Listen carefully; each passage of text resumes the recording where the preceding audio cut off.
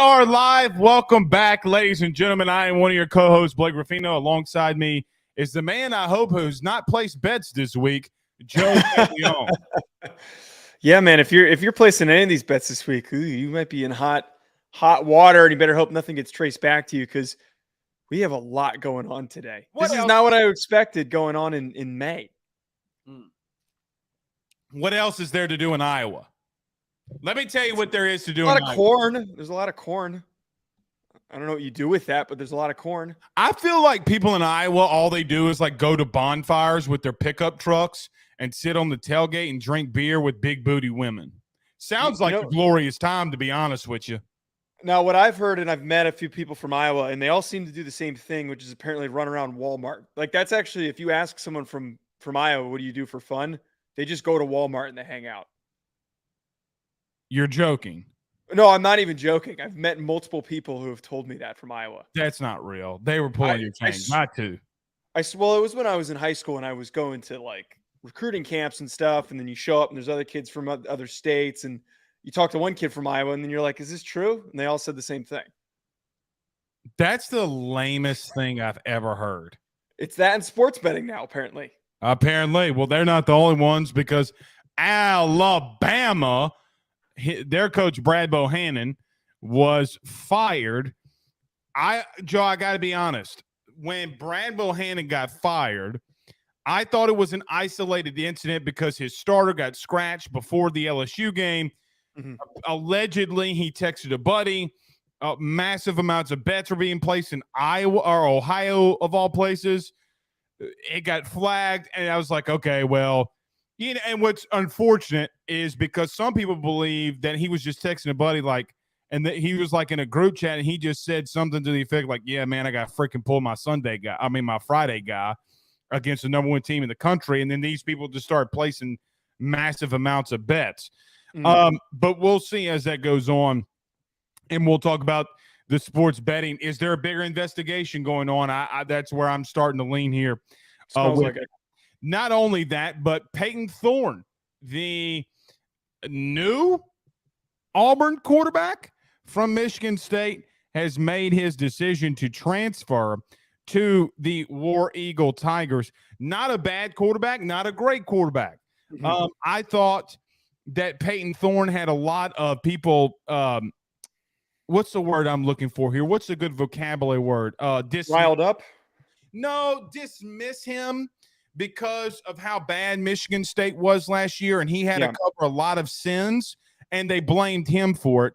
But as I always tell you, when you can tell when a quarterback's progressing by one stat and one stat alone, and it's so similar to how I thought he progressed from one year to the other. And look, when you don't have Kenneth Walker, that also sucks. So him going to Auburn, man, we'll see. Very interesting. Yeah, and I think that move is going to be really beneficial for both sides. And I know that after the break, we'll probably dive into it a little bit deeper. But I said this, and I even clipped it, that it feels as though Thorne was going to end up at one of the SEC schools that was in the market for a quarterback. I still look at the fact that, Blake, that Florida didn't make a run at him is really odd, or didn't make a successful run at getting him is very disappointing, because right now their current guys on the roster aren't going to get it done. And I actually would have thought that Auburn would maybe be a little bit more excited about rolling with Robbie Ashford, but I guess they're not very confident in what he can bring to the table. Well, if you ask people around Auburn, they think he's still going to play. So, right, Joe, I don't know, but I don't think. Listen, we'll talk about this when we come out of the break, and we probably just should do that. So, you know what? Let's just pause right there. Pause. Let's do this. Let's talk about our good friends over at BetOnline, because we do got a lot to get into. And if we have some time, we'll talk about Chris Klieman, the cheater that was once at North Dakota State. Wait, what? What do you mean the cheater? What did he get in trouble? He's a cheater. Hello? What do you mean he's a cheater? What do you mean he's a cheater? How else do you win 4 national titles in a row? Oh, stop it. Are you accusing North Dakota State of cheating, or is there actual evidence? Did you play in the FCS? I did play in the FCS. Then you know the rumors. They're cheaters. This is the first I've heard of this. Wait, in what way? Like they're paying kids? Joe, what is in North Dakota? There's nothing, but they don't have the money to pay kids. How are they getting kids from LA to go to North Dakota? What budget do they have? They don't have a rich alumni base that they can afford to. They just bunch of kids go there, get well coached. They go to the NFL. I don't believe you. All right. Anyway, he got an extension at Kansas State. Big 12 champion coach, I might add. So maybe he's cheating at Kansas State too. Who knows? All right. Well, let's talk about our good friends over at BetOnline, betonline.ag. Use your mobile devices to sign up. As we're speaking about betting, do it the right and legal way by using our good friends over at betonline.ag. Guys, we're back very quickly. So do us a favor while we're out. Hit the like and share to all those Facebook groups. Share to all of your social media pages. Coming so close to 700 subscribers on our new YouTube channel. Subscribe, notification bell, all that good stuff. If you're listening to us wherever you listen to podcasts, rate, review, and subscribe. We're back very quickly. We got betting, Klieman, and Payton Thorne heading to Auburn. Let's not be Rudy Poos. Let's head on out to the Plains first. We do when we return. I don't know. What? Are you not rolling the ad? I guess it's frozen. BetOnline is the fastest and easiest way for you to wager on all of your favorite sports, contests, events with the first-to-market odds and lines. Find reviews for all the news for each league, including Major League Baseball, NFL, NBA, NHL, combat sports, college sports, esports, and even golf. BetOnline continues to be the top online resource for all of your sports information for live in-game betting, props, and futures. Head on over to BetOnline today and use your mobile device to join and make your first sports bet. Use our promo code BELIEVE50, that's BELIEVE50, BLEAV 50, to receive your 50% off welcome bonus on your first deposit. That's betonline.ag, betonline.ag. We're back.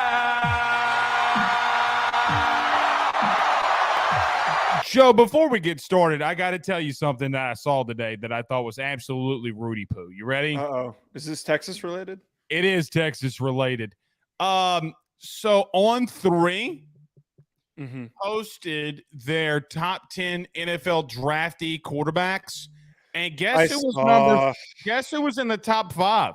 Wait. We need to properly address and properly deliver blame here. That was PFF's list that they pulled and then turned into their own graphic, which is already in a very roundabout way. But this is like, I don't go to PFF for my draft analysis. Of course they put Quinn Ewers at 5. Of course they did. They're just going off of recruiting rankings. That's where all of these initial lists come from, is they go off of the kids that were top recruits that are playing enough at their schools, and there's an assumption that they're going to turn into being a top prospect. This is why Zion Nelson, who's an offensive tackle at Miami, is constantly brought up. He's not very good. He's not a good football player. He's not going to be a first-round pick next year. But yes, I did see that. That is atrocious that they put him that high. Well, a guy that could move up some draft boards if Hugh Freeze is able to do what he's known to be able to do is a guy in Payton Thorne. So Payton Thorne was at Michigan State. A lot of people thought Casey Thompson would be the guy because of his mobility, would be the new guy in the Plains, but it is Payton Thorne. I will be a little honest. I did not think that he was the type of quarterback that Hugh Freeze liked, Joe. But when I went and watched Payton Thorne this weekend, some highlights, the dude is actually not pretty athletic. Okay. Yeah. Look, statistically, from a passing yardage and touchdown perspective, he did take a step back. But here's what's interesting. He got better in decision-making, which I love. He only threw 2 less passes from 2021 to 2022. He went from a 60.5% completion percentage guy to a 62.5% completion percentage guy. I know with that, you got to add in, well, Blake, he's going to play in arguably the toughest division in college football in the SEC West. I just don't think he's that bad of a quarterback. He scrambles. He had 4 touchdowns, 5 total touchdowns the last 2 years running the football. I just don't think he's as bad as some people make him out to be. I did find it a bit interesting What I didn't find a bit in, what I just knew was going to happen, though, they'd been searching for a quarterback. What's crazy is, Joe, both Alabama SEC teams going out there to get transfer quarterbacks, which is probably the most surprising thing to me because those teams historically do well in getting quarterbacks to be a part of their team. Right. So there's a couple layers to this that you just brought up. The first one, I completely agree with you. You would think that with the current guys on the roster, with Robbie Ashford and then TJ Finley, who's now departing from the program. Okay, my bad. I thought you were he's supposed to be leaving, right? He's in the portal. Yeah, he's in the portal. So with those guys on the roster who are athletic guys with good improvisational skills, knowing what Malik Willis did, knowing what Chad Kelly did, I would have thought that was going to be the type of guy. And having those guys on the roster, the competition would have come down to one of those two, and then they would win the job. I do agree that Payton Thorne is a much better athlete than we give him credit for, but I still agree with you on that initial point of he does not feel like a Hugh Freeze quarterback at all. He doesn't.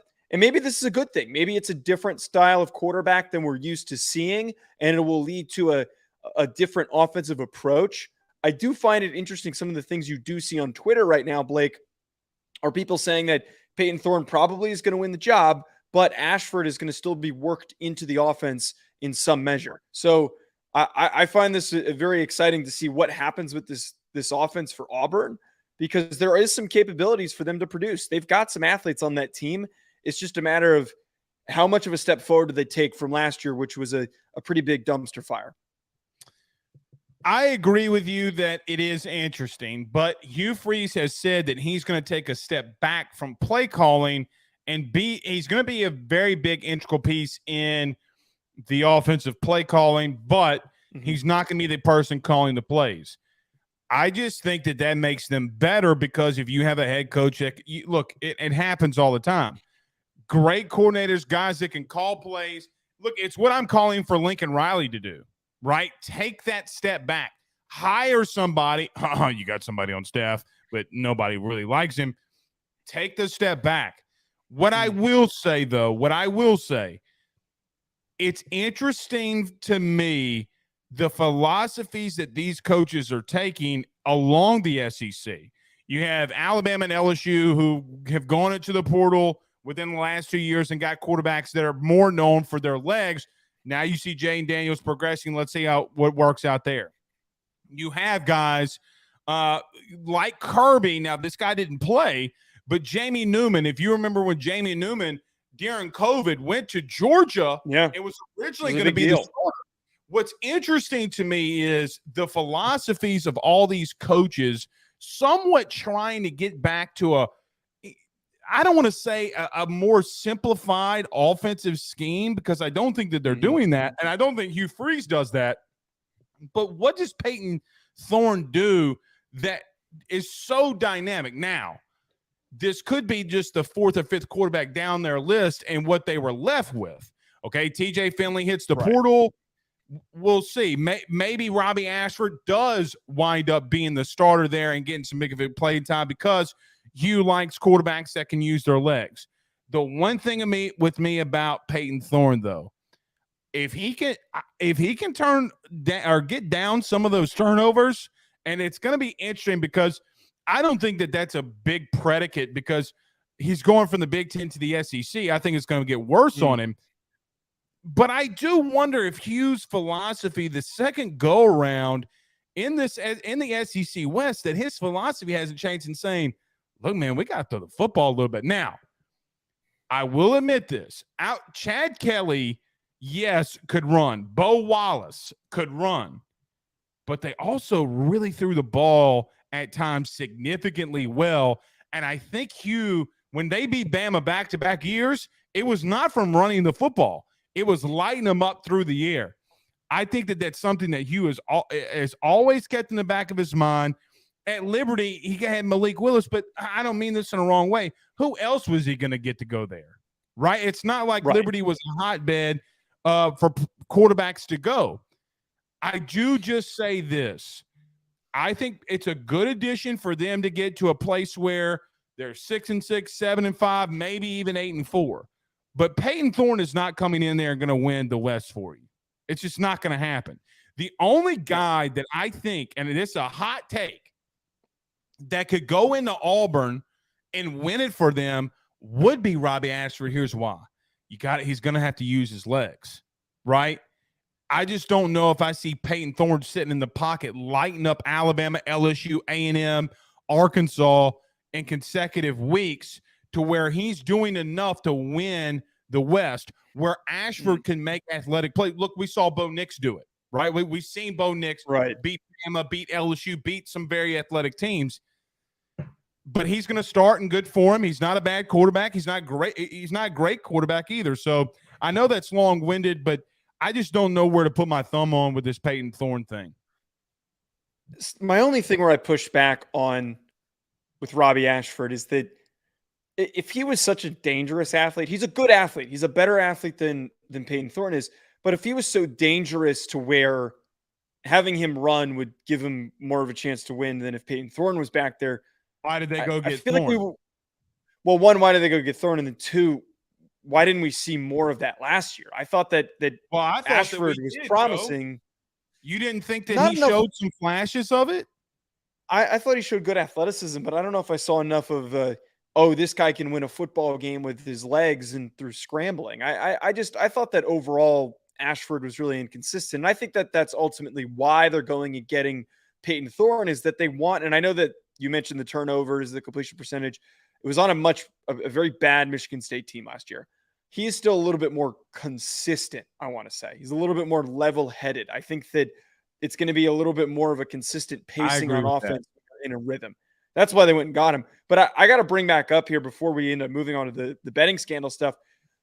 I just find it really it's intriguing to see that we have a lot of the top transfer quarterbacks and a lot of these teams copycat anyway. Well, going outside of the SEC to bring in other quarterbacks. So Tyler Buckner was brought in from Notre Dame. And then I think back to last year with Jane Daniels coming to LSU. And then on top of that, Florida goes to Wisconsin to get Graham Mertz, who's not very good, but they're going to these other conferences. And a lot of them are guys from the Midwest, ironically, that is where they're going to get these quarterbacks from. So that transition, this wave of going and getting guys from outside the conference, I don't know if that's because teams are effectively keeping guys from transferring within the conference, but I do find that an interesting facet to this new wave of quarterback in the SEC. Well, the SEC, you can't now go into the portal and go to an SEC school. That window has closed, okay? Yes. But I don't know who would leave. I mean, outside of Vandergrift at Georgia, I don't know who would have left an SEC school to go to another SEC school in the conference. Now, could it have happened? Yes. But I don't know what quarterback would have done that. I'm going to tell you something you're not going to like, okay? This is my opinion. My opinion is some of these quarterbacks are seeing the athletes that the SEC is producing and going there. I don't mean this in a wrong way. Tyler Buckner has more weapons at Alabama on the second team than I think that he had weapons at Notre Dame, period. Okay, that was a step too far, but I don't disagree that he does have better weapons. Well, you say that. They're backups from a season ago, and the guys that are going to be rotational pieces, two of them are 5-stars, and one of them is going to probably be an all-SEC performer. All right, that's a good point. So I will concede that. Okay. I'll concede that. All right. Payton Thorne might see the same thing. Now, here's a caveat and flip side to that. Yeah. So more DBs from the Big Ten are getting drafted than the SEC. And high draft pick, which is nuts. It's not my take. It's literally what has happened. There's a transition going on that we're not talking about here. More SEC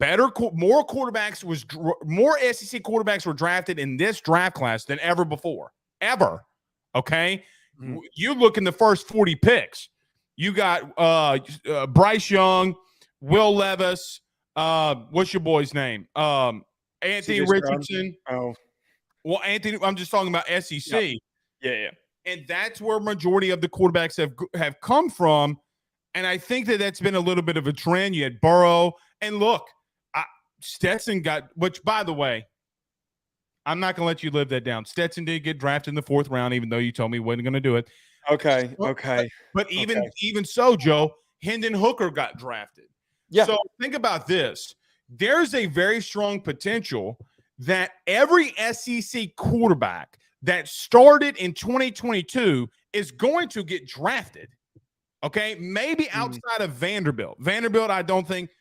So you had Stetson. I think KJ Jefferson gets drafted. I think eventually Weigman gets drafted. I think Will Rogers probably gets drafted too. Rogers probably gets drafted too. So name a time where you've had a year in a conference that every starting quarterback in the conference besides one got drafted. You couldn't do it. So I think that you're right that there's a little bit of a change in where Payton Thorne sees, you mean Hugh Freeze in the SEC? All these Anthony Richardson just got drafted 4th overall? That's something that I think I'm going to continue to pay attention to. Now, that's just a deep thought that we haven't really gotten into. I guess I know I make a lot of that, but do you agree or disagree with that? No, I agree. And I think one layer that you didn't bring up with this whole argument too, with all those guys gone, I think guys on the outside see there's not as much competition this upcoming year in the conference. There's only a couple schools that have returning. I'm not saying that the overall competition, I'm just saying there's not that many returning quarterback starters in the SEC. So if you're a guy with experience in another conference, there's only two. There's only two. So LSU and Vanderbilt are the only two that return starting quarterbacks. You are effectively coming from another conference are going to have, and Mississippi State. You're going to have more experience. And A&M. I'm such an idiot. I guess I count A&M because he did start. A&M just went in the portal and got the kid from Fresno. Oh, that kid's never played. That kid's never played that they got. I thought the same thing, and I was chatting back and forth with somebody, and they indicated that kid is and South Carolina. All right, I'm an idiot. But my point is I think that these outsiders look at the big programs lost all of their big guys. They're gone. They went to the NFL.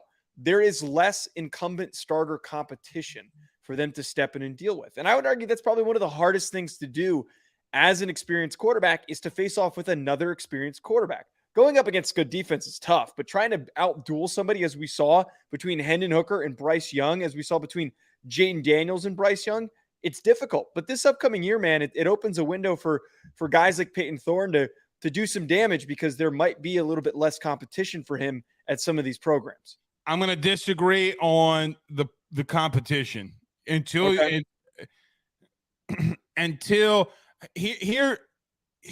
somebody's going to have to show me that the SEC doesn't have elite dudes. I'm not saying that we don't have elite dudes. I'm just saying that with all of it, we named, I think, 6 guys that are in the NFL now that were starters at SEC schools. And there's nobody that's like a Bryce Young right now that we're like, oh my God, this guy is going to win the Heisman. This guy is elite. There is a debate on who that top returning quarterback is. There's an argument that can be made for a lot of them.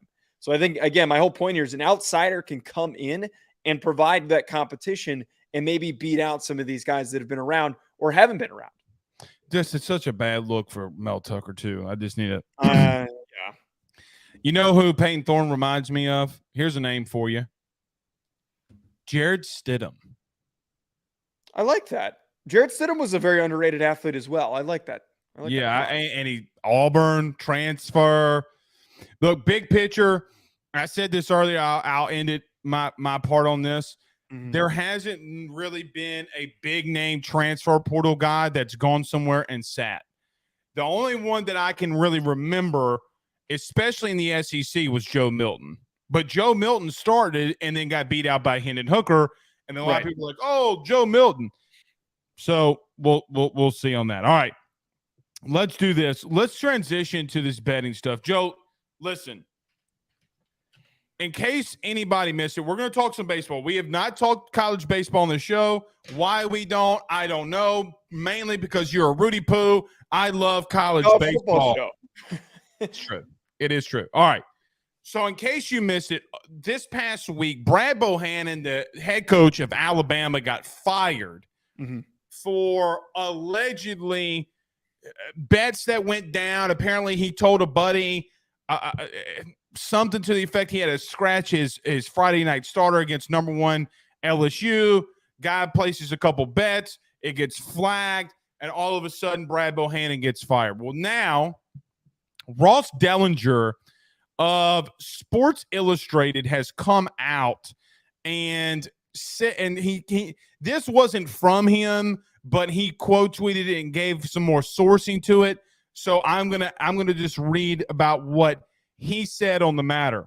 So Iowa and Iowa State so Iowa has 26 current athletes from football, baseball, men's basketball, wrestling, and men's track, and 1 full-time employee that have been now placed under investigation for betting while a part of a sports team, or, however you want to label that. Well, then you got 15 athletes at Iowa State that also have been hit. One college athletics official told Ross Dellinger today, this is just a start. This isn't going to end within the University of Iowa or Iowa State. Let me throw this out there, okay? I told you this before the show. This smells to me so bad. Why now? The Brad Bohannon thing, I understand, because you flagged it, and that's what the process is for. Look, I give a round of applause. Round of applause. Something went down. The NCAA acted, or Alabama and, Ohio acted fast. They got it done. Greg Sankey got it done. Congratulations. Looked fantastic. But why now is this going on in Iowa? And then why is it now an official telling Ross Dellinger that more are about to get popped? Joe, there's an investigation going on.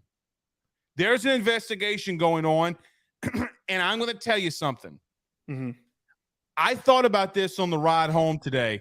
You know who doesn't get paid by sports gambling? Like the NFL and the NBA and all these other people. You know who doesn't get hit with it or get any money from it? The NCAA. So it's interesting that all of a sudden these teams are getting popped.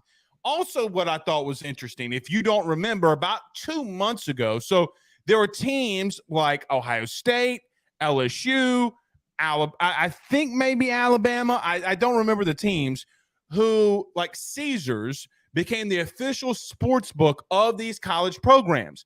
NCAA told them they had to take it down. They can't sponsor. Now, all of a sudden, we have an investigation. It smells to high heaven. It smells to high heaven. And here's my grandma would say, pick up them dirty socks. She'd tell me, smells like a pigsty. And this smells like a pigsty to me. One thing I want to, before we go through the deeper level of this, one thing I will say, and I was reading one of the articles that brought up a really good point. As much as this is concerning that these are coming to light, it actually is a very positive example of why it needs to be nationally legalized. Because with the more infrastructure in place to monitor this stuff, it allows for there to be accountability in place to prevent it from actually negatively impacting the outcomes of these games. There's no point shaving. There is no third-party involvement by people that aren't sportsbook manipulating the results of games. So that we have had this, you just applauded Alabama. I applaud all those people for how quickly they turned that around, and they didn't mess around. It was in and out. It was done. You made the mistake, and they handled it. This is more proof that we need to nationally legalize it, and I don't think anyone disagrees really with that. This is a perfect example that it worked. Well, look, the NFL just popped the Lions for it, okay? And now all of a sudden, here comes the NCAA doing the same thing. Ironic, huh? Ironic. Because they're able to monitor now. They're able to have I'm just saying they're so desperate to be like the NFL. Now they're doing it too. Here's the question that I also have about this, Joe. Yeah. What are they betting on? Well, I know what they're betting on. They're betting on NBA games, NFL games. Most of them don't bet on their own games. Okay, so they're not betting on their own games. No, and so this is what I was telling you earlier, Blake. Is that, and I know everyone likes to comment on the show and be like, "Oh, what the hell does Joe know? He's 24 years old." But I'm I'm close enough in age with the current guys that are playing, and I still am very close with guys that are still playing, to know that sports gambling is something that happens quite often for college athletes. It is something that is rampant across the country. And now that there's monitoring for it, a lot of guys are going to probably get caught over the next couple of weeks. There were guys that I played with that did it. There are guys I know at other schools that were playing at other bigger Division I programs than the one I played at that I know they were doing it. None of them bet on their own games, but they do absolutely bet on other college football games, their NFL games, college basketball, you name it.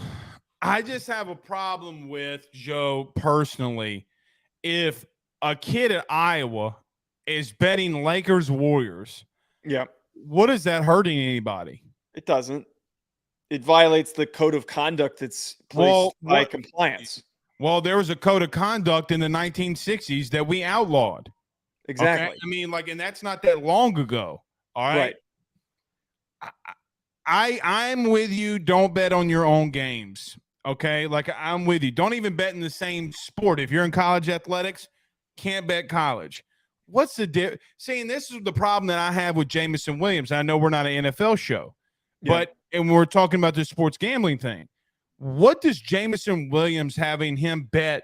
Was it $300 that Alabama was beating LSU and took and laid the points?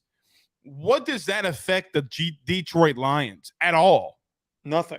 Not at all. So I just don't. I guess I just don't understand. Code of conduct for what? Now, if you do allow them to, if you do loosen it, I can see where things could go rampant. Okay, I get that.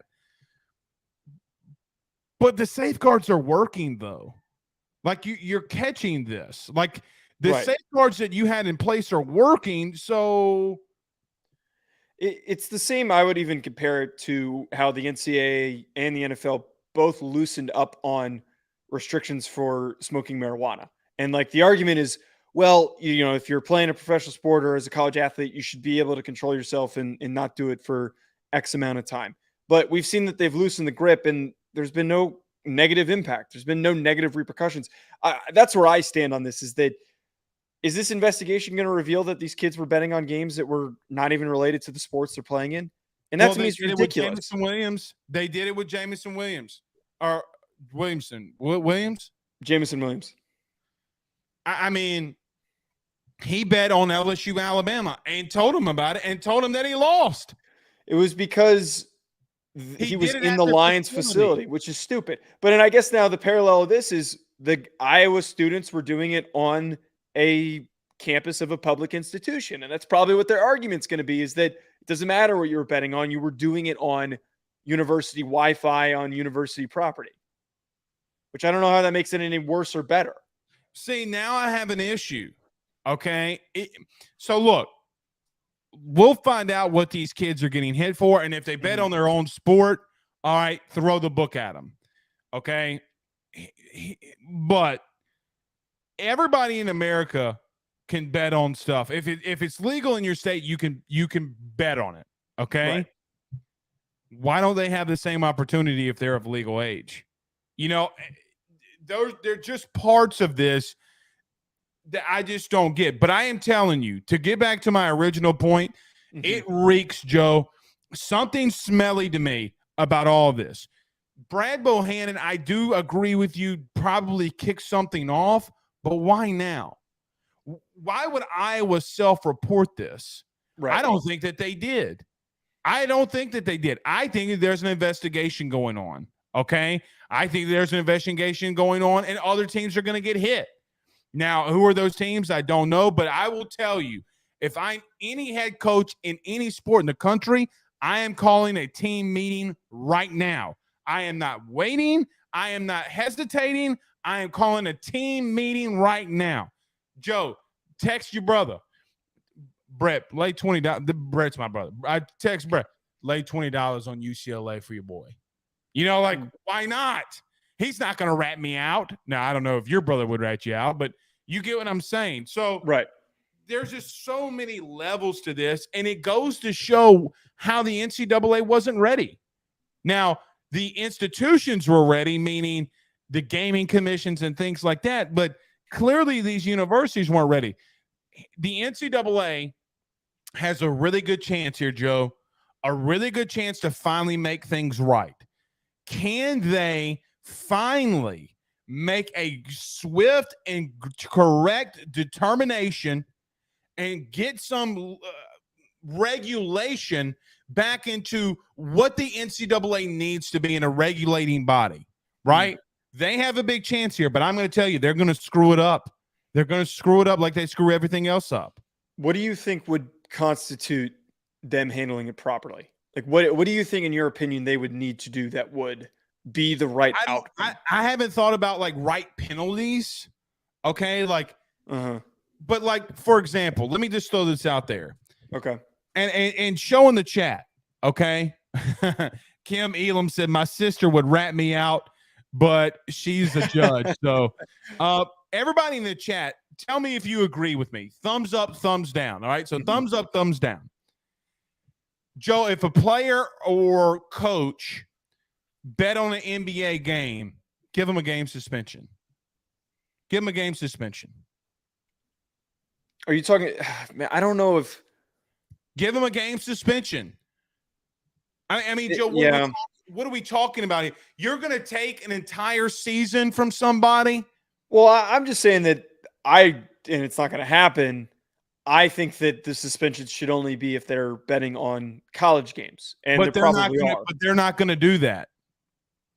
I agree with a game maximum 3. That's what I see for anyone who was partaking. 3 is just too harsh, though, man. You're a month into the season, but the problem is it's probably going to be more than 3. It's probably going to be more than 3 for some of these kids. It's probably going to be for how many games they just did to the guys. Oh man, well if that's true, then Kirk Ferentz is in trouble. There are going to be. I'd be willing to bet, considering the NCAA has notoriously been the opposite of anything than the NFL in terms of how aggressive their penalties have been. Now, not recently, but with the way that they've handed down some massive penalties on other scandals, we might have kids out for a whole year. I wouldn't be shocked, and I don't think that's the right level of penalty.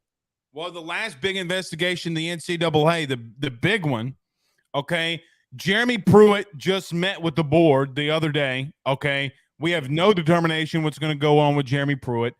And the NCAA completely botched the basketball situation that was investigated by the FBI. They messed up Memphis. They messed up – I mean, Kansas, they didn't really mess up because Kansas won a national title and nothing's happened to them. Arizona fired their coach. Well, now he's at another school and making it to an Elite Eight. LSU had to fire Will Wade, name the school, and they botched that. I have no faith in them. 3 games to me is completely excessive. Suspend them for a game, pop somebody on the wrist and let them know. Like, hey, this is the guideline of what we're going to say. Because, Joe, here's the problem with the NFL that the NCAA has that the NFL doesn't. You ready? Yeah. You know what the penalty is in the NFL. Right. If you get caught gambling, you're suspended for a year. They don't have swift guidelines. It's like they have rules with nothing. Like, if you ever read a law book, which, you know, my background, the penalty or the crime at the end comes with how long you serve that penalty. The NCAA doesn't do that. And I think that they should. Hey, you get caught gambling, you serve a year suspension no matter what, or whatever the regulatory rules are, because then when they start naming the players, at least we know how long they're out. Now, one thing that's like popping up in my head that I want to quickly check. I don't remember what the length was, but I believe it was a full season. A couple of years ago, there were a couple Richmond baseball players that were playing fantasy football. They were doing fantasy football. I remember this. And they got suspended. Matt Trent is going to come on our show next. He played baseball at Richmond. I'll ask him. You do need to ask him about that, because if that's the level of severity they treated fantasy football, it's got to be more, if not equal to a full season's worth of suspensions. Fantasy football, because it's technically a form of gambling. And I remember getting the whole lecture. Really? Yeah, wait, here, I pulled it up. That might be the most bogus BS I've ever heard.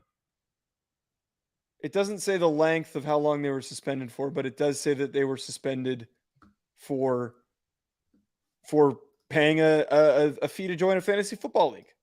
And if they're going to suspend guys, that was 5 years ago. If they're going to suspend guys for that reasoning, they're going to be so much harsher in this circumstance, especially with your point. The NCAA has changed a lot in 5 years, though. But and NIL wasn't a thing 5 years ago. So one of the other things here that you brought up, how they've mishandled this, and to your point, they can do a lot of correcting by handling this a certain way. I feel as though this now coming up as it is, with them losing control with NIL and all of that, this certainly can be another effort for them to regain control. By being overly aggressive. It absolutely can. But see, here's the thing. Are they missing the boat on NIL, though? What do you mean by missing the boat? What's the NCAA supposed to do? They got sued and lost. Well, that's the point, is that they got sued, they lost, and then they just put their hands in the air and they said, you guys just do whatever the hell you want. So I'm not trying to get political here. Capitalism. Right. Right. And I'm just trying to say that in that circumstance, instead of trying to at least push back some bit, they've just said, go do whatever the hell you want and let everything run rampant. They didn't try to make any efforts to fix it. Let me tell you what they're going to do. Okay. Let me tell you what they're going to do. You ready? I guarantee you this is going to happen. States across the country are going to make legislation that if you're a part of any university, that you can't do it. That would make a lot of sense. I wonder how quickly something like that gets passed, if that's what the intention is. Well, let me tell you this. From the state that I live in, it ain't getting passed soon. Now, they can call a special session and get it passed. But you know what? You want to get it done quickly. But, Joe, here's the crazy thing. Now, I haven't mentioned this. Like the Brad Bohannon thing, okay, in Alabama. That man could technically go to federal prison. Yeah. Okay. Yes. So this isn't a joke. Right. Okay. He committed allegedly a federal crime.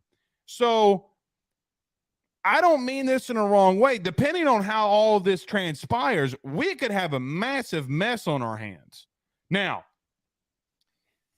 I'm going to bring up a question that I didn't prepare you for because I want your exact reaction. Okay. Do we need to talk about Alabama and a lack of institutional control? Didn't when we tried to do this with Georgia, you said that we couldn't bring this up with Alabama, or am I misremembering? But that's different though. A lack of institutional. Now clip this. Okay. And put it on YouTube. The lack of institutional control at Georgia. Name what has happened. All right. So players have been arrested for football. Okay. Do you have anything going on with staff members? I mean, like Kirby didn't get fired for illegally betting. Right. Their assistant athletic director didn't get put in jail for beating up on his wife. Okay. They didn't cover up a player, regardless if I think he's innocent or guilty, doesn't matter, dropping off a bag that had a gun in it that led to the death of a human being. I actually will go as far as to say that there clearly is a lack of control. There clearly is. I mean, every major sport, they've had a scandal. And again, I know that the Alabama basketball one is alleged. The big three, football, basketball, baseball. Now, football, I mean, I don't know if I call that one a scandal, but it's still it's not a good look having an incoming freshman be arrested for possession and intent to distribute. Like that's a horrible look. And again, with the timing of all this, it's just, part of me thinks that a lot of this is starting to catch up to Alabama. You know, a lot of stuff that passed a while ago that no one really paid attention to is catching up to them. Well, more than Tony Mitchell getting arrested for bunches of weed and speeding, going 140 miles an hour or 120 miles an hour, whatever he was going. 140 miles an hour is ridiculous, by the way, Yes. if that's actually true. But I can even throw in there Saban calling out other coaches. Like, oh, yes. Like I remember, Joe, it was about a year ago that Nick Saban came out here and said, Deion's doing it, Jimbo's doing it, Cristobal's doing it, Kelly's doing it, this dude's doing it, that dude's doing it, Auburn's doing it. Listen now. I ain't trying to be, there seems to, look, a lot of people ragged on LSU for a lack of institutional control. They investigated LSU over far less than what Alabama's not being investigated for right now. You literally, Nate Oates, the basketball coach, came out and said, wrong place, wrong time. Look, I mean, it's all gotten to a point where it's at a ridiculous level. I completely agree with you. And I know that I don't really agree with you often, Blake, but for us to not sit here and have this conversation, and I think some people have been bringing it up on Twitter, but for them being as big of a national sports entity as they are in a year where past couple of years they've been historically good in all of these major sports, it's problematic that all of these things are getting by. And who do you hold accountable, though? Like that, I'm legitimately asking. That's not a rhetorical question. Like, who do you hold accountable for all of this going on? Well, I can only tell you what I've seen in teams past. I mean, there's teams that have had postseason bans. Okay. I mean, buddy, I don't mean this in a wrong way, but I'm old enough to remember when Ohio State and players were selling trophies to get tattoos. They gave Ohio State a postseason ban. Okay? They literally punched Ohio State in the mouth again for far less. Joe, we have seen. For example, this always just comes to my mind when we talk about stuff like this. Zion Williamson's former agent in federal court provided documents that they were paying for his mom and dad to live in a $1 million house, paying $8,000 a month for them to live there, and nothing happens. But yet other teams get hit with other things for what? And you're not going to do anything to Alabama? Now, I don't personally me and calling for them to be investigated and them getting hit with lack of institutional control. It's a bit much, okay? But Urban Meyer technically got pushed out of Ohio State because he let a coach beat up on his wife. And first off, what should have happened is Zach Smith, that coach, should have had his teeth kicked in for hitting a woman. You don't put your hands on a woman, dog. Come on. Right. Well, the one thing, though, that just comes into the fold here, where, like, have we ever seen a athletic program from front to back deal with this before? It's always been one sport in particular. It's never been three major sports dealing with different major complications. And it's just, how do you hold someone accountable? One that got hit, the one that's most recent is LSU. Orgeron allegedly having women at practice. Him laying in a bed with a woman he was divorced, so it doesn't really matter. They had the Title IX investigation. They got sued for $150 million, which, by the way, got thrown out because the woman's an outright Looney Tune. Will Wade. So, to that point, if they're willing to hold all those, Joe, LSU accountable, I was going to say they should be holding Alabama far more accountable if they were trying to hold LSU accountable for those things. Well, and here's another question. What's going to happen with Tennessee? And what's even with this Jeremy Pruitt thing? You know what's crazy about that, Joe? The kids that played under Pruitt aren't even going to be there anymore by the time that he gets a ruling. So Tennessee has the potential of getting popped for something that none of the kids that are on the current team are having to deal with or had nothing to do with. Right. That's kind of where I sit with this, though, is I don't have any faith that the NCAA is going to move quickly with this. I don't think that they're going to hold it properly with dealing with Alabama side of things on the national level, with holding all these different kids available that are going to be caught for sports betting across all these football programs. This isn't going to be handled quickly. I feel like we're not going to know the results of this for like 4 years, maybe. Well, didn't Notre Dame get popped? Didn't Brian Kelly get popped with a recruiting violation? They took some wins away from him. I think that was a self-report. But they still took wins away from him. Yeah, allegedly. Reggie Bush doesn't have his Heisman. Yes. Now they hit. Now here's the thing. Now USC might be a team that we could talk about. USC got punished, bro. They got scholarships. I mean, they got punished. Well, here's one other thing too with this is if all these schools self-report, is there no, I feel like every time a school self-reports, the accountability held by the NCAA is far less significant than it should be. Well, because they're pleading guilty. What they gonna play? What's Alabama gonna plead guilty to? Their assistant AD punching his wife in the face? Right. It's like, they actually haven't self-reported or had any type of self-restrictions for any of the stuff that's happened. And I wouldn't anticipate they do. I don't know, man. I continue to go down this route, Joe. I think we need commissioners. We absolutely do.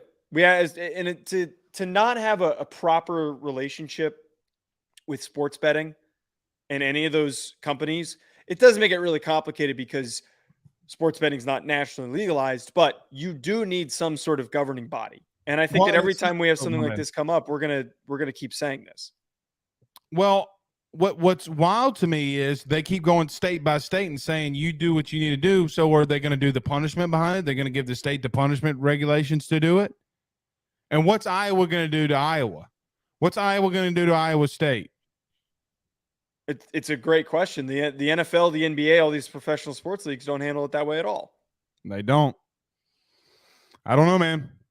It's interesting. What else we got? Oh, your boy. Speaking of Kansas State out there in that Iowa. North Dakota State, great, and you're calling him a cheater. He's a cheater. So Chris Klieman, Joe, I mean, he got an extension. Good for him. I mean, coaches get extensions for recruiting purposes all the time. Means nothing to me. Him getting an extension means nothing to me. I mean, he won the Big 12. What, I think he was going to get fired? I actually will go as far as to say this. The extension doesn't mean anything, but I still think that Chris Klieman's name isn't brought up enough for bigger openings when they come up. The guy's a really good coach. He's out in Kansas. So, I mean, we've seen other coaches get pulled from other locations. I really think that Klieman, who's not an older guy. Name a coach that got plugged from Kansas. My point exactly. That doesn't mean he's not a good coach. I think that Chris Klieman's going to get pulled from somewhere in the next couple of years. He's 30-20. Now, he won the Big 12. Good for him. He won the Big 12 in his third or fourth year? Something like that. In a conference where Kansas State has been very average. For Kansas State to win the Big 12 in football is a pretty good accomplishment. That requires some recognition. Snyder never existed? Bill Snyder was a good coach, but they were always just slightly above average. They were like the Iowa of the Big 12, I feel like. He had an offense. Bro, that dude was farting out dust. I mean, his Social Security number is 1, and he had a better offense than Kirk Ferentz's son. All right, I'll concede that. I still do think Bill Snyder is so old. He's gone through all 3 transitions of football offense, from the wing tee to the power I to the spread RPO. Tell me I'm lying. No, you're not wrong. You're absolutely not wrong. But Klieman still, I think, is a good football coach, is going to get hired away from somewhere. Somebody told me that your boy was at the Declaration of Independence signing. How old is he actually? What is he, like 90, you think? I don't know. Yeah, he coached for goddamn ever. He coached so long. Bill Snyder age? I also 83. It's not easy. He looks so much older than that. It's also not easy to Bro, take he over. honestly looks like that thing off the cartoon of Hercules that when he dives off into the Hades pool and he starts withering. That's what your boy looks like. All right. All right. All right. Good show. All right. Was a good show. Guess we'll see everybody back Wednesday. Wednesday, top 10 running backs. Oh, God, yeah. You don't want to do running backs, or you do want to do running backs? I guess we can. Can we do like a top 5 for running backs?